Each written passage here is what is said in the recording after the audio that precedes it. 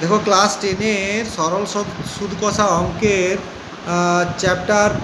Chapter 15 দাগের অঙ্কটা খুব ইম্পর্টেন্ট, কিন্তু খুব সহজভাবে করে দিলাম। দেখো, একটা তাঁত সমবায় সমিতি যন্ত্রচালিত তাঁত এবং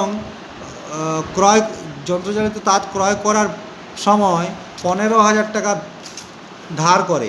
5 বছর পর সেই ধার শোধ করতে সমিতিকে 22,125 টাকা দিতে হয়, মানে সুদে মূলে দিতে হয়, আসল আর সুদ দিতে হয়, দিয়ে তার সঙ্গে তাহলে 22,125 টাকা হয়। তো ব্যাংকে বার্ষিক শতকরা সরল সুদের হার নির্ণয় করি। তাহলে আমরা ডাইরেক্ট ধরে নিলাম যে ব্যাংকের বার্ষিক শতকরা সুদের হার আর পার্সেন্ট। তাহলে মূল আর সুদ আমরা জানি যে মূলটা লিখলাম, আর সুদের সূত্র হচ্ছে মূল গুণিত সময় গুণিত সুদের হার বাই 100। এটা ক্যালকুলেশন করো। এটা ক্যালকুলেশন করলে কি পাবে? এই দেখো, এইটা আসবে।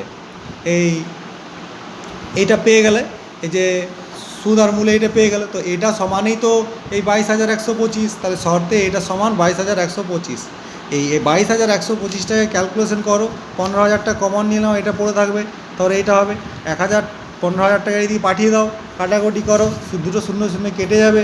150-র সঙ্গে একবার ডাইনে এইদিকে বাঁয়ের দিকে গুণ, আর এইদিকে 100-তে 1 আছে, তাহলে ওইটা 22,125-এর দিকে গুণ। এভাবে আড়াআড়ি গুণ করে দিয়ে তারপর আবার হিসেব করো। 750 রইবে, ওইদিকে 15,000 চলে যাবে, 7,125 থাকবে। তাহলে আর সমান হবে 7,125/750। কাটাকাটি করো, দেখবে 9.5 বা 9.5% শতকরা সুদের হার বেরিয়ে যাবে, সরল শতকরা সুদের হার বেরিয়ে যাবে। ওকে, এই অঙ্কটা খুব জটিল, কিন্তু সহজভাবে একবারে আমি করে দিলাম।